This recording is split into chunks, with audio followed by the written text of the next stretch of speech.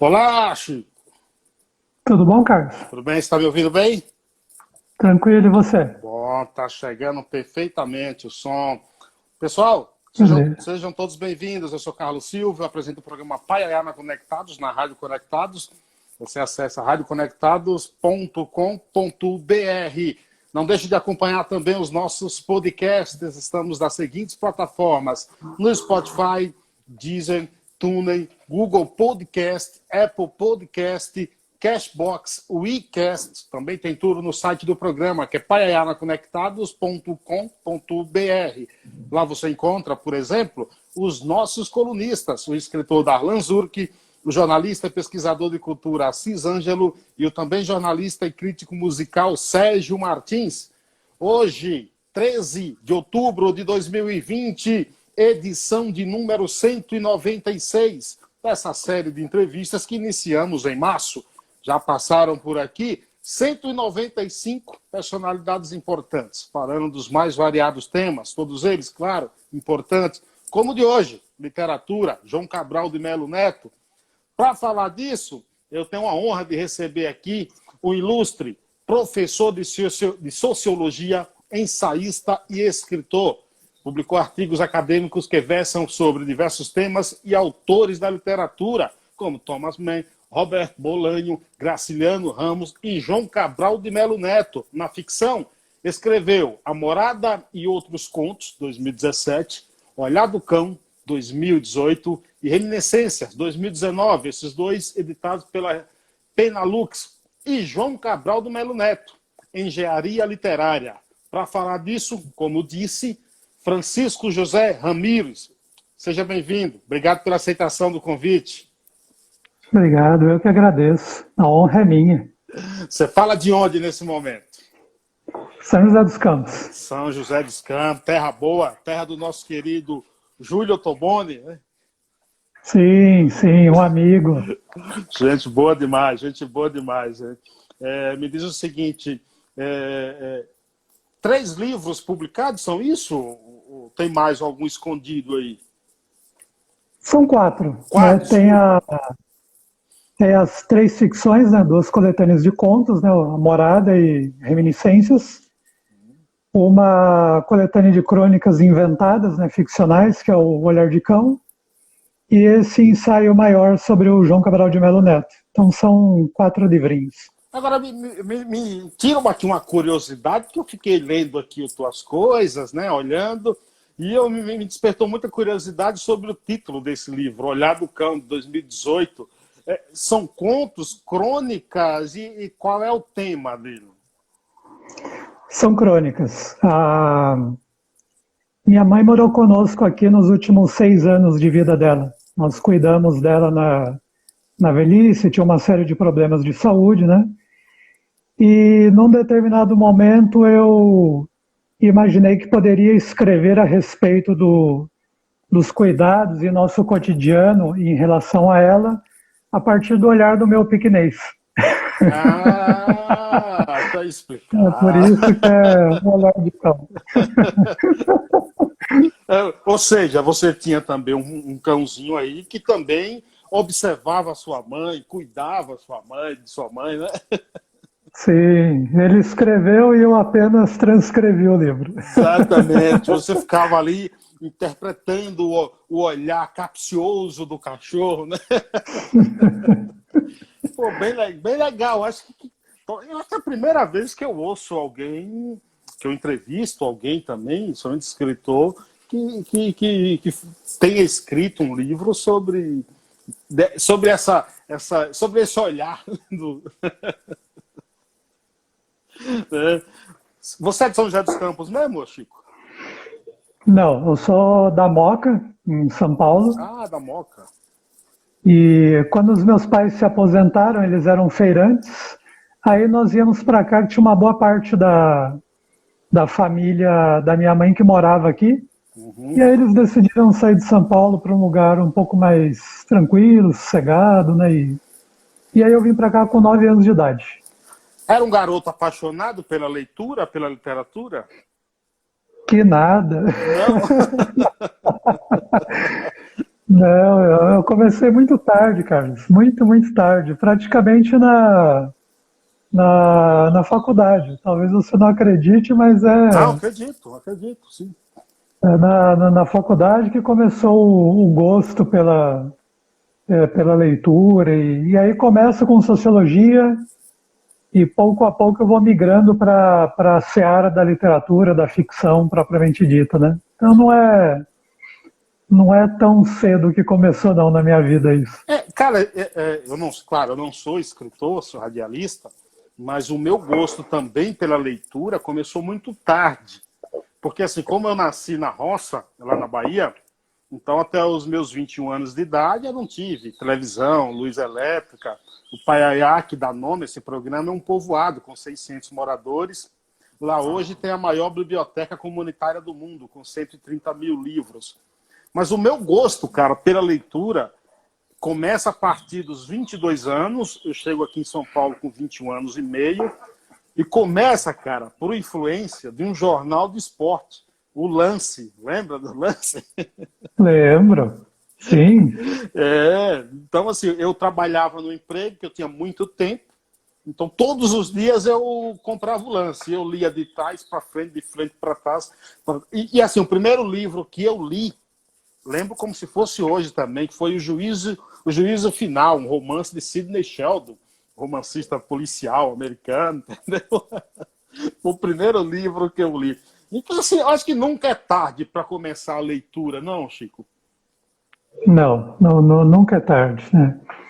Até porque eu acho que, na verdade, a gente recomeça constantemente a leitura, né? Claro. Acho que tem uma coisa que eu percebi ao longo dos anos é que acho que o nosso gosto vai se transformando, ele vai se formando, né? Então eu acho que é até interessante às vezes, não que seja uma regra, não que seja dever acontecer isso daí, né? Mas às vezes é interessante quando começa muito tarde, porque daí você já tem alguns requisitos para apreciação de determinados livros que se você lesse, por exemplo, na juventude, talvez não... Você não corre o risco de ler Paulo Coelho e gostar, né? Não, eu acho que eu eu não pensei nem isso. Eu pensei, por exemplo, de repente caiu Memórias Póstumas de Brás Cubas na sua mão quando tem 16 anos de idade e talvez não funcione. E Pelo quando... tipo de experiência de vida que você teve e tal, né? Sim. E quando é que João Cabral de Melo Neto cai na tua mão? Cai durante a graduação, no curso de Ciências Sociais, e aí já num momento bem avançado da graduação, acho que era terceiro ano, por aí, acho que isso foi o terceiro ano de faculdade. E principalmente depois durante o mestrado e fundamentalmente no doutorado, porque a sequência foi meio assim. Comprei um exemplar de Poesias Completas de João Cabral de Melo Neto, naquela antiga FENAC, ali no bairro de Pinheiros, em São Paulo. Sim. Comecei a me interessar pelos poemas dele. E eu fiz o meu mestrado a respeito de camelôs na cidade de São Paulo. Olha que interessante. E como uma boa parte desses camelôs eram pessoas provenientes de estados do Nordeste, eu tive que enfrentar o tema da migração. Uhum. E esse tema me levou a José Lins do Rego, Raquel de Queiroz, Graciliano Ramos, João Cabral de Melo Neto. Essa história tua é um pouco parecida também com a de Antônio Carlos Sequim, que é outro especialista em João Cabral de Melo Neto, não é? Sim.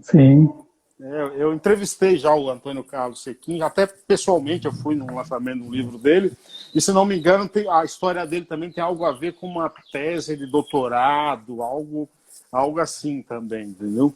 Algo assim. Qual foi o primeiro poema que você leu dele após isso? Enfim. Puxa, boa pergunta, viu? Olha, eu vou te faz dizer... tempo também, né, Chico? Faz tempo. Eu vou te dizer o que me impressionou mais pela primeira vez, que foi o Paisagem pelo Telefone. O João Cabral de Melo Neto ele tem dois poemas, Paisagem pelo Telefone e Imitação da Água, que são uma conversa telefônica com uma mulher, e ele fica imaginando essa mulher nua pelo telefone.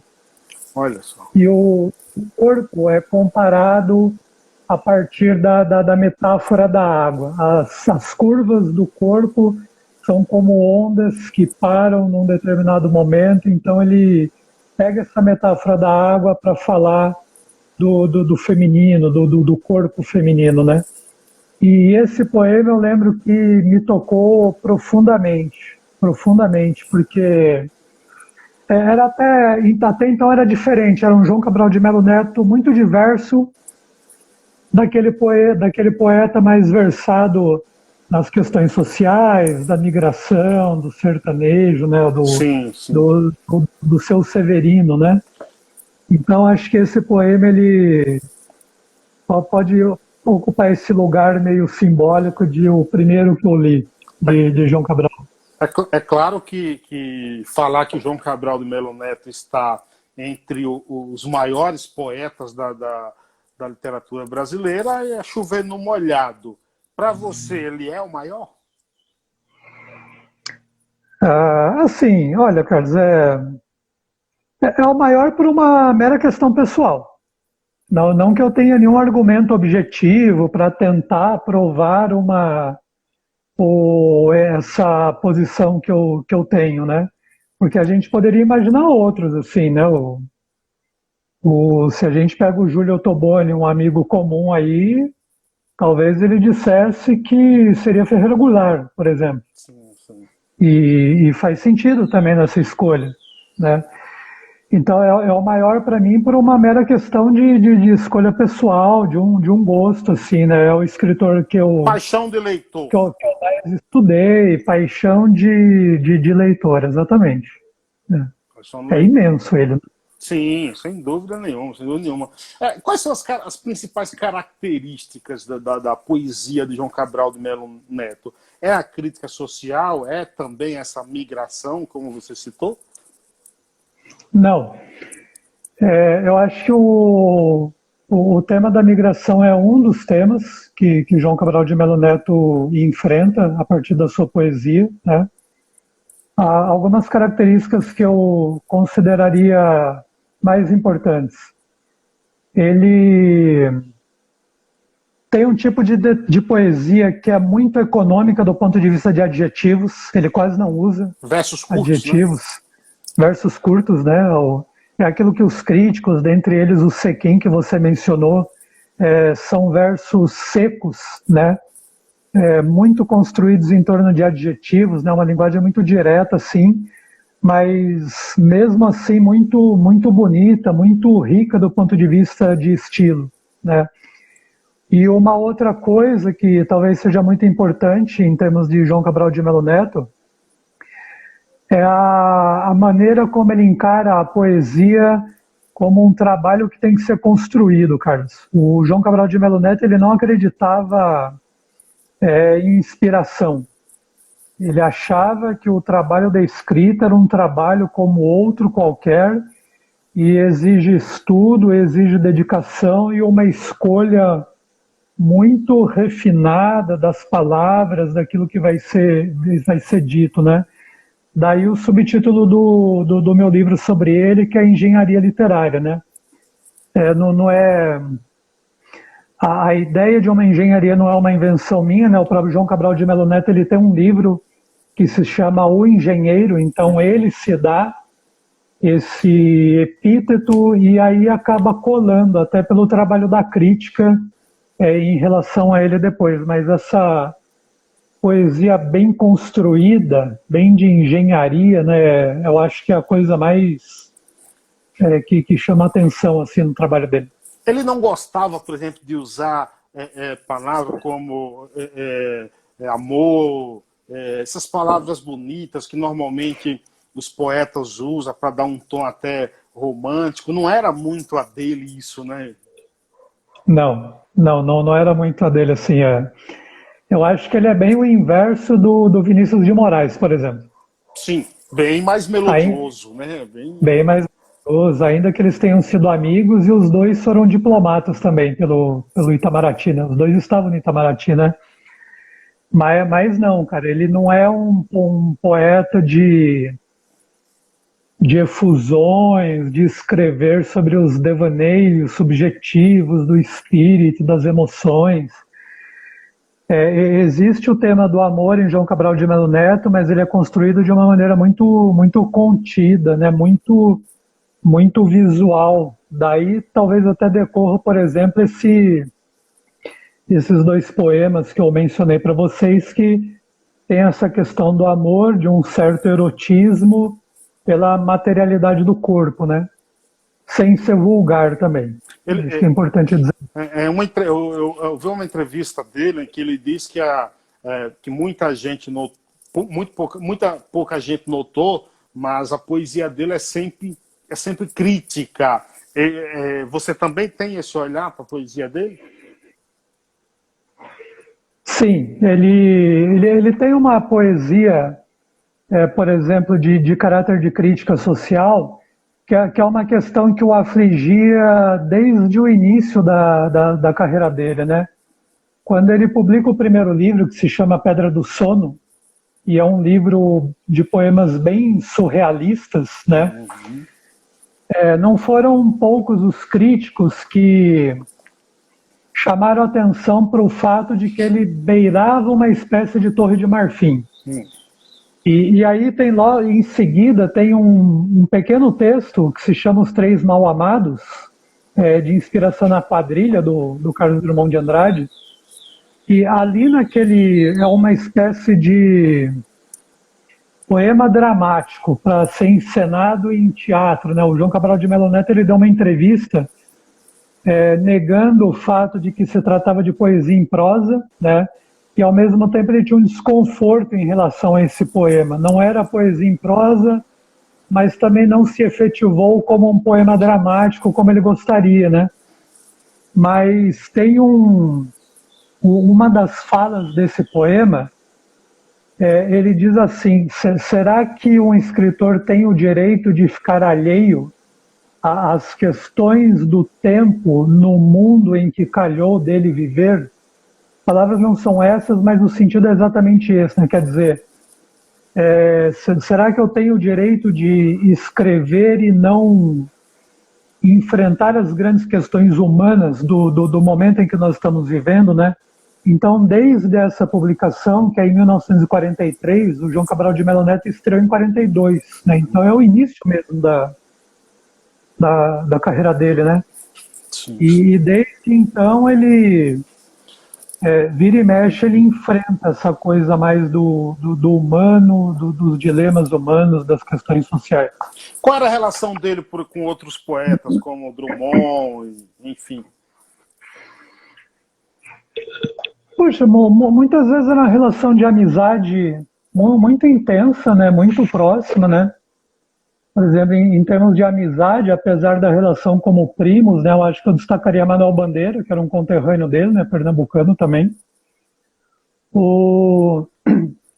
Ele conhece Murilo Mendes na vida cultural de Recife, né, ali nos anos 30, né, final dos anos 30, início dos anos 40. Ele tinha uma amizade muito grande, uma admiração profunda por Carlos Drummond de Andrade, né, o Antônio Carlos Sequin, no último livro dele, escreve um ensaio sobre um entrevero que aconteceu entre os dois, e não se sabe exatamente o que foi isso, né? Mas eles trocam muitas cartas até um determinado momento, depois tem vários e vários anos de silêncio, né? De uma certa hostilidade, principalmente por parte de Drummond, né? Então, assim, alguns desses poetas são muito amigos, são muito próximos. Outros ele admira muito pelo tipo de poesia que ele faz, né? Ele tem até uma parte considerável dos poemas dele, né? Por exemplo, se a gente pega um livro como Quaderna, se a gente pega Serial, ele tem vários poemas dedicados a alguns escritores e escritoras pelos quais ele se interessa muito pelo trabalho, né? Então acho que a gente pode dizer isso.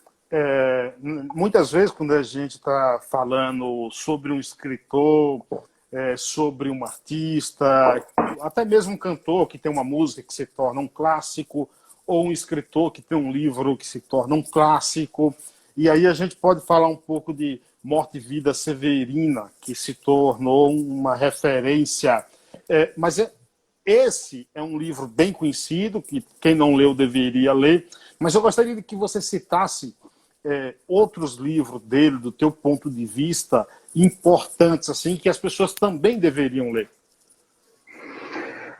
Olha, tem um muito importante, que é o primeiro livro em que ele enfrenta essas questões sociais propriamente ditas, né? Um livro de 1950 que se chama O Cão Sem Plumas. E esse livro é interessante porque ele combina muito com Morte e Vida Severina, porque tem uma sequência de livros, né? É O Cão Sem Plumas, em 50, O Rio, em 53, e Morte e Vida Severina, em 1956. Todos esses 3 livros, ele aborda a questão do Rio Capibaribe e do movimento migratório dessa população mais pobre do sertão nordestino, particularmente do sertão pernambucano, né? Só que, por exemplo, do Cão Sem Plumas até Morte e Vida Severina, pelo menos na minha opinião, existe uma espécie de aprimoramento da narrativa. Não um aprimoramento num sentido de evolução, Técnica. é que técnica, né? O Morte e Vida Severina, ele é muito mais construído para ser narrado, e daí é o poema até mais famoso dele, né? E o Cão Sem Plumas, ele é um poema mais difícil, ele não é construído para ser narrado, né? A gente pode colocar nesses termos. As metáforas que ele usa no Cão Sem Plumas são mais complicadas, né? Então é um poema que eu acho que ele é muito mais complexo, de muito mais problemático do ponto de vista da interpretação do que Morte e Vida Severina, mas ele tem essa trinca, O Cão Sem Plumas, O Rio, Morte e Vida Severina, que versam sobre o mesmo tema, né, que é o Rio Capibaribe e esse movimento migratório da população mais pobre do sertão pernambucano. Qual a importância de Morte e Vida Severina para a literatura brasileira? Você acha que é um livro que jamais vai deixar de ser lido? Pelo menos acho que é um livro que jamais deveria deixar de ser lido. Tem muita coisa que acaba deixando de ser lida, né? Tem gente que poucas pessoas. Antônio Abujamra, saudoso e genial Antônio Abujamra, ele dizia, tem gente que gosta de ler Paulo Coelho, né? Fazer o quê? Entendeu? E essas pessoas deveriam ler Morte e Vida Severina, entendeu? E João Cabral de Melo Neto, infelizmente, é um desses escritores que me parece que não tem tanta entrada pública assim, né? Eu já dei aula em alguns cursos de letras e havia alunos que jamais tinham lido João Cabral de Melo Neto. Não conheciam o João Cabral. Isso que eu ia falar, eu sequer conhecia. Não, outro dia eu estava conversando com um italiano, ele não que eu fale italiano, mas ele fala italiano, português muito bem, ele é casado com uma brasileira. E a gente começou a conversar sobre literatura e eu fiquei impressionado com a facilidade que ele discorria sobre Umberto Eco. Umberto Eco não tinha morrido ainda. O Nome da Rosa, toda aquela história. Você, como um professor, como um pesquisador, estudioso da literatura e de um dos maiores gênios da nossa literatura, você é otimista em relação que um dia você chegue na sala de aula e o cara saiba quem foi João Cabral de Melo Neto, conheça a obra, saiba quem foi Graciliano Ramos? Você é otimista? Eu sou otimista, cara. Mas assim, eu sou otimista talvez com um certo pessimismo. Como é que eu vou explicar isso daí, né? A ideia do pessimismo é assim, talvez seja relativamente normal o fato de João Cabral de Melo Neto ser pouco conhecido e pouco lido, né? Em que sentido? Qual seria o momento da história em que você encontrou, por exemplo, uma grande quantidade de pessoas que leu Dante, por exemplo, que leu Cervantes, né? Então, esse é o meu pessimismo, no sentido de que talvez seja isso mesmo, no final das contas, né? Poucas pessoas, né, Mas, que por vão exemplo, ler um determinado tipo de por texto. exemplo, se você pegar aquela banda de rock, heavy metal brasileira, Sepultura, eles fizeram um disco com as letras toda baseada na Divina Comédia.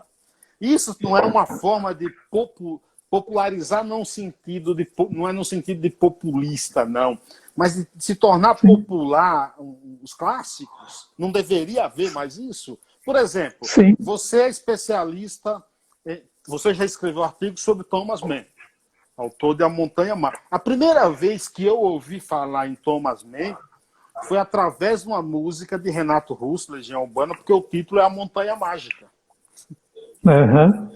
Sim. Não deveria haver mais essas entradas assim para que alcance o grande público? Sim, com certeza, né? Aí isso me deixa otimista. E eu acho que o que me deixa otimista também é o fato de que várias vezes em sala de aula eu encontrei alunos que traziam esse tipo de interesse, esse repertório um pouco mais refinado, se a gente pode colocar nesses termos, né? Eu já vi aluno, por exemplo, que uma amiga minha que foi uma ex-aluna de letras, uma vez ela apareceu com o livro Era dos Extremos, do Eric Hobsbawm, e perguntou a minha opinião. Um historiador inglês importante, tal, né? Era a Era dos Extremos, né? A história do século XX que ele escreveu, né? É um livro bem bacana, é um historiador muito importante, tal. E ela havia chegado nesse livro através daquele O Mundo de Sofia. O mundo do Jostein Gaarde, lá, o norueguês, né? Isso. Eu li aquele livro. Eu li aquele livro. É um livro de filosofia, né? Uma história romanceada. Um público mais amplo, né? Uma linguagem mais tranquila, tal, né? É uma tentativa de divulgação da filosofia, né? Claro. Nessa linha que você fala, né? E de repente, desse livro que é mais best-seller, ela acabou pulando para Hobsbawm. Então acho que a gente pode esperar esse tipo de coisa também.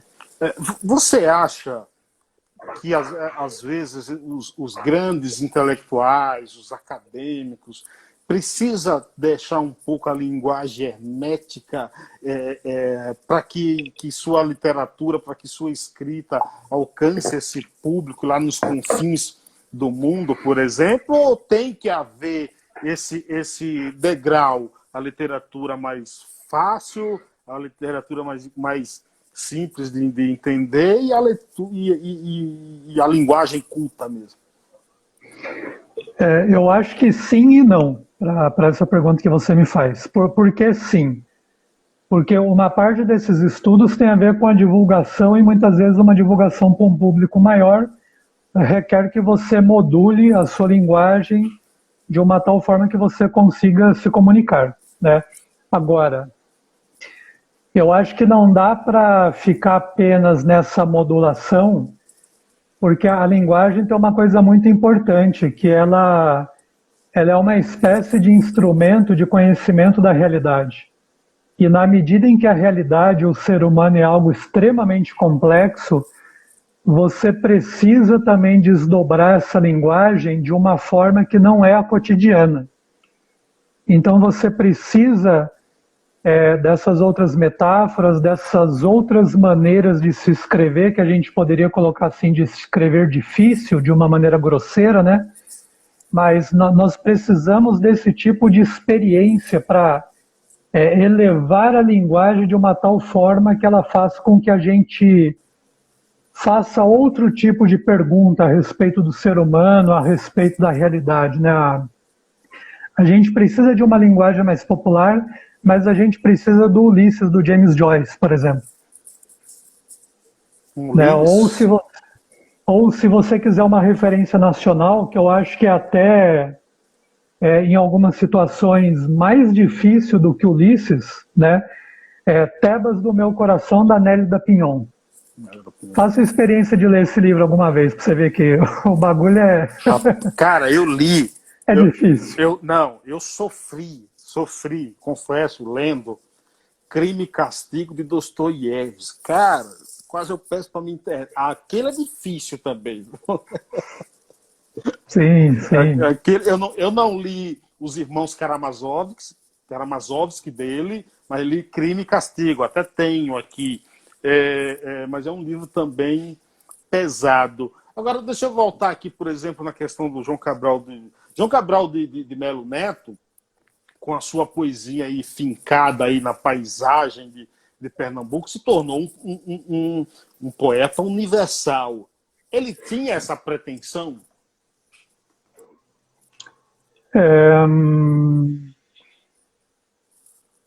Eu acho que ele tinha a pretensão de ser um grande escritor e ele foi adquirindo repertório e capacidade técnica para ser um escritor imenso, né?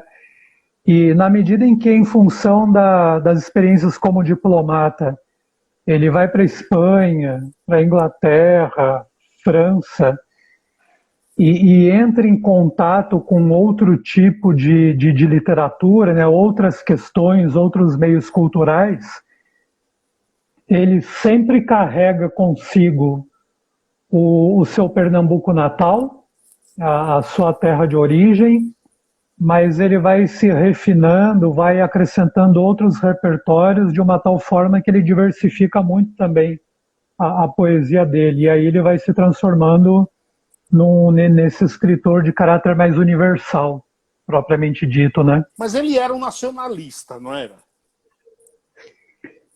Eu acho que não, cara. Eu acho que ele, obviamente, eu acho que ele gostava do Brasil, gostava de Pernambuco, né?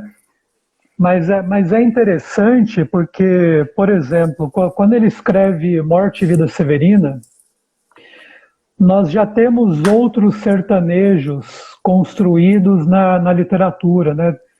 Tem um sertanejo do Rodolfo Teófilo, sertanejo de Graciano Ramos, os poemas sobre as pinturas sobre os retirantes do Portinari, né? Tem até a figura do seringueiro num poema de Mário de Andrade, que indiretamente é um sertanejo, né, na medida em que tem aquele movimento migratório do Nordeste para o Norte, no movimento ali da economia da borracha, né?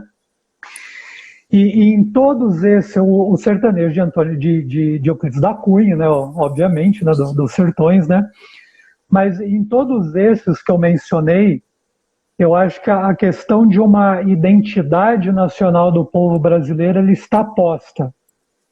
O Morte e Vida Severina, eu acho que João Cabral de Melo ele não tem como principal preocupação enfrentar essa questão de uma identidade do povo brasileiro. Ele está muito mais enraizado no homem e naquele sertanejo pobre do que essas questões relacionadas ao que é o povo brasileiro, para usar uma expressão do Darcy Ribeiro, né? Então eu acho que ele tinha um amor, uma paixão e um interesse muito grande pelo Brasil, mas eu acho que o caminho de João Cabral de Melo Neto acho que não é o caminho da construção da identidade do povo brasileiro. E muito menos desse patriotismo tosco que a gente vê, por exemplo, nos dias de hoje, né? Claro. E isso está longe, né? Se a gente, por falar de poetas, por exemplo, o Ariano Suassuna, que era um grande nacionalista, um cara que... Sim. Até ele tem uma história engraçada, né? Que ele conta que quando ele recebeu lá, foi tomar posse na Academia Brasileira de Letras, depois foi jantar na casa de um pessoal muito rico lá, e a moça lá, dona da casa, chegou para ele e falou: o senhor naturalmente já foi à Disney, né? E ele ficou se perguntando: fui onde? Aí ela fala: você foi aos Estados Unidos e não foi à Disney? Ele falou: não, eu nunca saí do Brasil, não. Diz ele que olhou para a cara dela e viu a cara de decepção como assim? Eu não deveria ter chamado esse cara que nunca saiu do Brasil para vir jantar na minha casa. Então... eu acho o Ariano Suassuna um dos maiores gênios de todos os Sim. tempos do Brasil. Você acha que João Cabral de Melo Neto se valeu um pouco também do marxismo como ferramenta de elaboração de alguns textos? Sim. Eu acho que não de uma maneira pobre, né? Ele, numa carta a um amigo, Lauro Escorel, né, ali em 1949, né, ele fala que ele está se aventurando pelas leituras do materialismo histórico e isso traz para ele algumas ideias interessantes, mas do ponto de vista da construção de um método de escrita literária, né? Então, ele se vale do materialismo histórico, mas ele não se vale no sentido da militância partidária, ele se vale naquilo que me parece que o materialismo ele é mais rico, principalmente do ponto de vista dos historiadores e dos sociólogos que se apropriaram dele aqui, né? Ou seja, um materialismo capaz de dar conta das peculiaridades da formação da sociedade brasileira.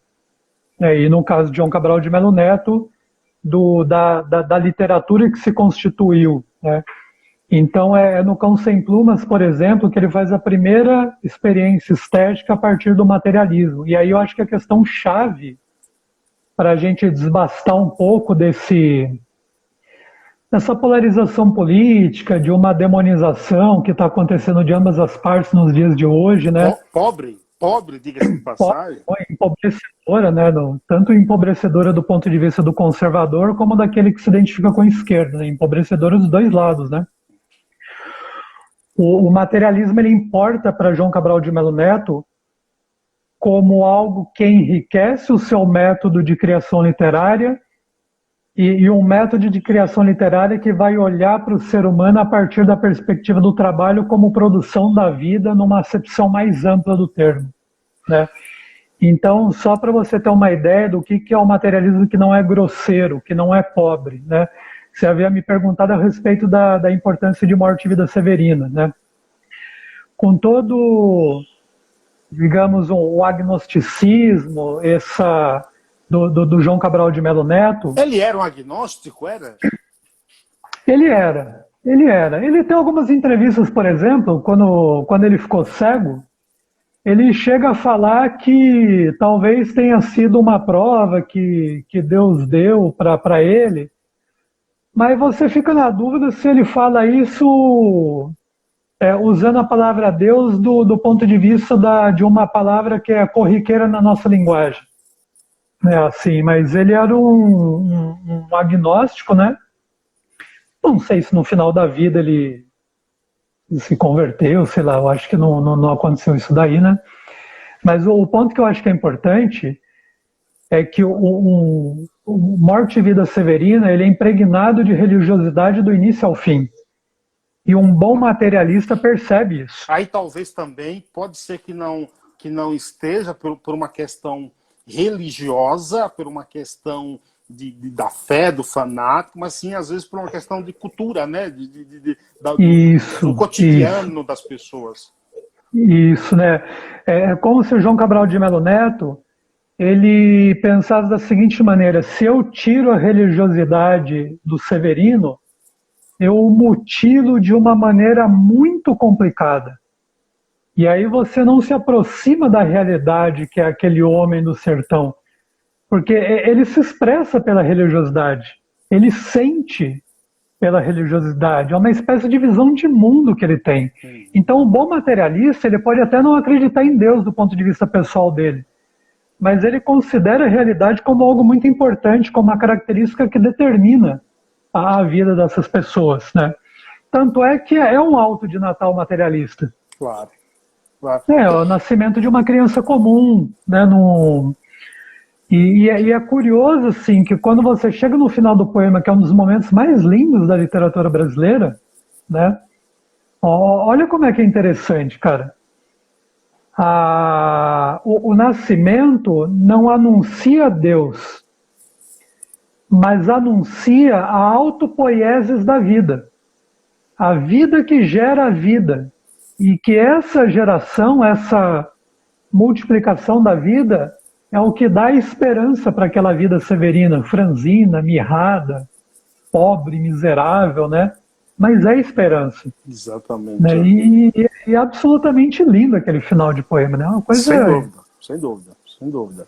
Agora, o teu livro, João Cabral de Melo Neto, Engenharia Literária, como é que ele é construído? Ele é um texto só? Ele é dividido em partes? Fale um pouco desse livro. Ele é dividido em 3 capítulos, né? As 3 partes mais importantes, né? E é um livro a respeito da formação de João Cabral de Melo Neto como escritor. À medida que eu fui estudando, eu fui tentando perceber o tipo de experiência de vida que ele teve nos mais variados momentos da história brasileira e como é que, articulando essas 2 coisas, ele foi construindo um projeto de literatura, poema a poema, livro a livro, né? Então tem uma primeira parte que aborda principalmente essa estreia dele com o Pedra do Sono, né? É esse o livro que mais me interessa, né? Essa entrada de João Cabral de Melo Neto no campo da literatura, né? E aí tem a ver também com a migração dele de Recife para o Rio de Janeiro. Quando ele chega no Rio de Janeiro e ele passa num concurso para ser funcionário público, né? Aí entra um segundo momento dessa formação, né? Como entrar para o Estado é uma coisa muito importante também para a gente entender a poesia dele. Entender várias pessoas, né? Tantos e tantos nomes foram funcionários públicos, né? Vinícius de Moraes, Carlos Drummond de Andrade, Graciliano, Guimarães Rosa e por aí vai, né? Sim, sim. E a terceira parte é justamente uma análise sobre o Cão Sem Plumas, né? Que é esse primeiro momento de uma crítica, de um poema a respeito da condição desse homem pobre, né? Ele enfrenta a questão da crítica social. E a estrutura do livro ela é essa, assim. Você teve uma preocupação em evitar um pouco o pedantismo e o risco de ameaçar o prazer da apreciação pelo texto? Tenho, sim. Assim, eu tenho uma preocupação com uma linguagem um pouco mais narrativa, né? O livro ele é relativamente fluido, mas ao mesmo tempo ele tem alguns elementos técnicos assim de análise de poesia que talvez dificulte um pouco para um público que não é de letras assim, ainda que eu já tenha encontrado várias pessoas que leram o livro e conseguiram acompanhar o raciocínio, né? Até porque tem uma coisa que acho que ajuda nessa fluidez, que uma parte considerável do material que eu estudei foram cartas de João Cabral de Melo Neto. Estão registrados lá. E os trechos que eu uso sempre cito, tal. Então tem essa cadência, às vezes, das cartas que deixam a narrativa mais fluida, né? Tem algumas informações a respeito de elementos da experiência de vida dele, coisas mais pessoais, né? Então... tem esse lado mais narrativo, ainda que o livro tem uma certa complexidade, mas não no sentido de um pedantismo, né? Não podia ser também tão simplista, não podia ser simplista, né? Em se tratando de João Cabral de Melo Neto, né? Então, É uma linguagem que tenta se ajustar ao objeto de estudo, né? E no caso tenta se ajustar também aos poemas dele, né? João Cabral de Melo Neto é difícil, né, cara? Difícil. Você continua estudando João Cabral de Melo Neto e pretende fazer mais alguma coisa? Eu continuo. Você sabe que eu não me considero um estudioso assim de João Cabral de Melo Neto. Mas Porque, sim, assim, por que eu falei para você? Porque teve esse momento do doutorado, que foram 3 anos e meio mais intensos, assim, que gerou esse livro, né? E aí, depois eu fiquei vários anos bem distante de João Cabral, a não ser as leituras assim em casa, tal, uma coisa mais tranquila, né? Fui estudando outros escritores, tal. Mas no meio do caminho eu fui voltando a João Cabral, né? Então, por exemplo, há alguns anos foi lançado um projeto inacabado dele chamado A Casa de Farinha. Então eu comprei esse livro, que é praticamente um caderno de estudos. Aí eu acabei escrevendo um artigo sobre ele, que foi publicado numa revista acadêmica, né?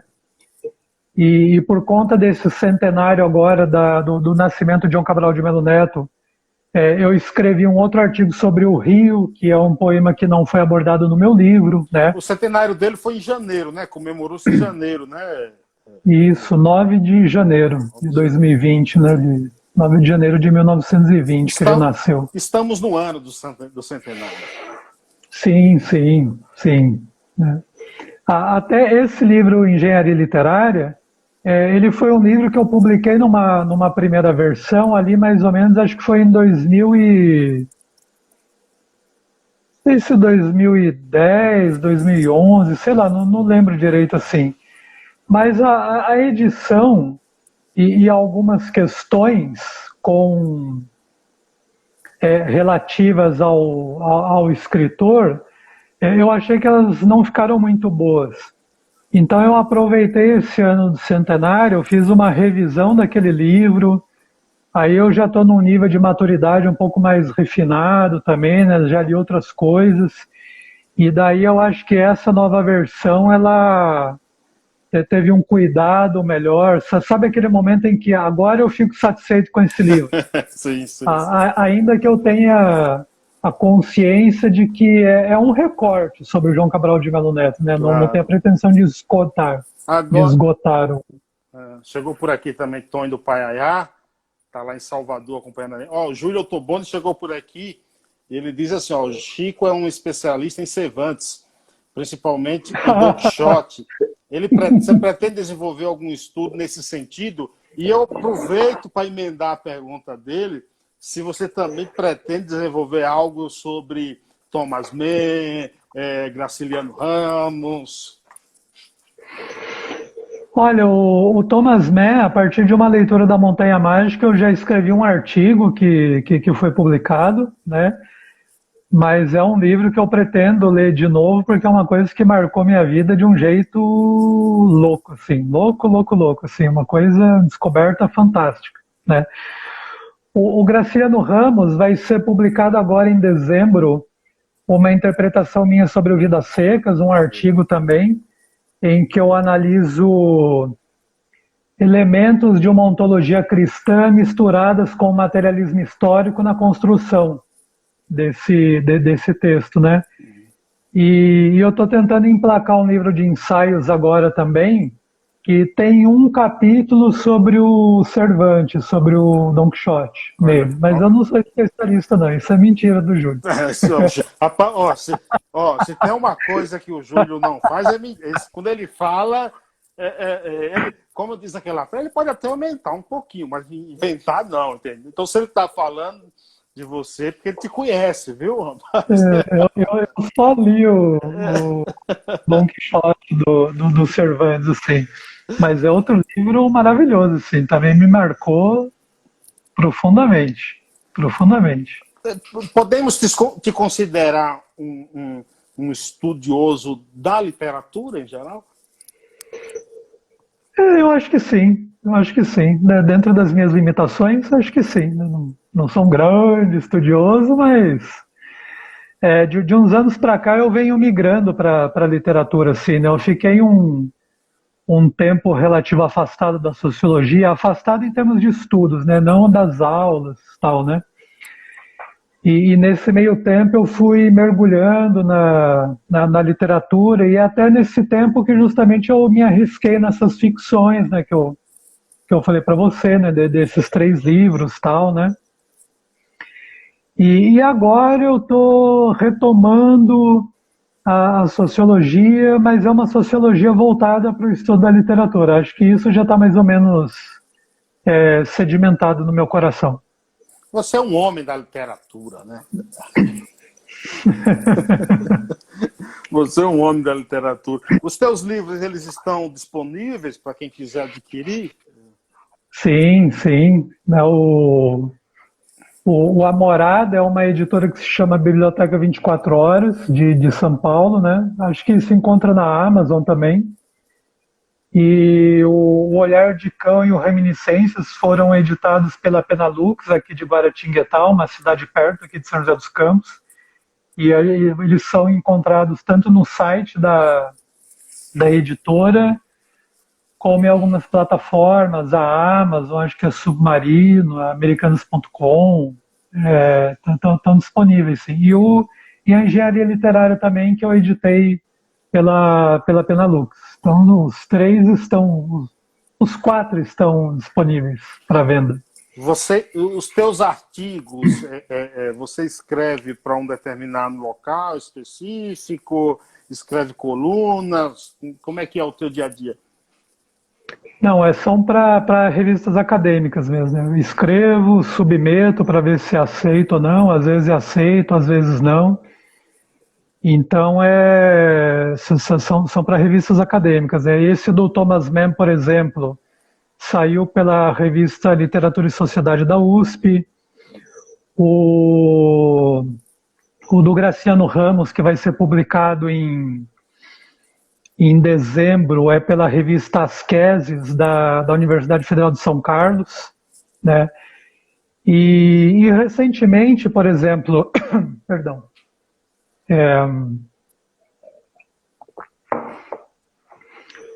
como eu mudei bastante a conclusão da engenharia literária, da primeira edição para essa última, eu resolvi submetê-la àquela revista Sete Faces, que eles fizeram agora um dossiê a respeito do João Cabral de Melo Neto, né?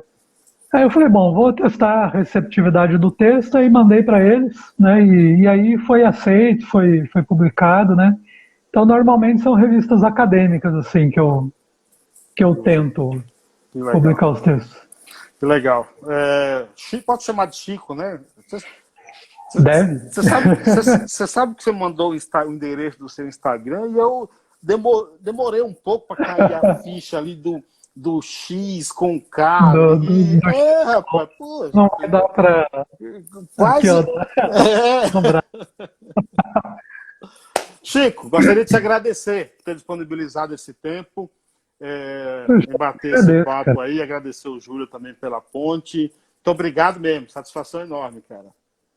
Eu que agradeço, cara. Muito obrigado pelo espaço. Espero que tenha sido prazerosa e construtiva essa conversa. Sempre. Uma delícia para mim. Sempre. Muito obrigado. Esse vídeo vai lá para o Paiaiana Conectados, canal no YouTube. Se inscrevam lá, que aí vocês... última pergunta aqui do Júlio. O Chico pretende popularizar o João Cabral? Puxa, eu não sei, Júlio. Eu não sei se eu tenho capacidade ele é muito modesto para isso daí. Eu não sei se eu tenho estratégia e tal, né? É difícil, né? O João Cabral de Melo Neto, ele é até complicado do ponto de vista da popularização, né? Não é um ator simples, né? Tem uma história, por exemplo, bem rapidinho, não sei se você está com tempo aí Tem mais 3 minutos. O Grande Sertão Veredas recebeu uma adaptação numa minissérie da Globo, né? E o público ficou tão impressionado com aquela minissérie que começou a comprar o livro. Só que nesse momento em que as pessoas começaram a ler o livro, elas começaram a ter aquele impacto da linguagem de Guimarães Rosa, né? E é difícil você popularizar, por exemplo, o Grande Sertão Veredas, o texto, né? Enfrentar aquele tipo de texto, né? E eu acho que acontece uma coisa semelhante com João Cabral de Melo Neto, né? É muito, muito difícil, muito difícil. Uma linguagem, né, diferente.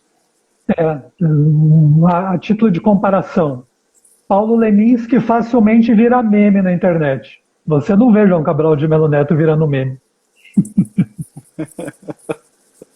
O Junqueira diz aqui, muito rico, parabéns.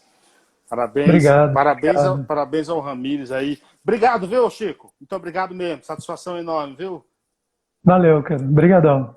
Valeu, gente. Obrigado a todos. Até uma próxima. Grande abraço. Tchau, tchau. Tchau.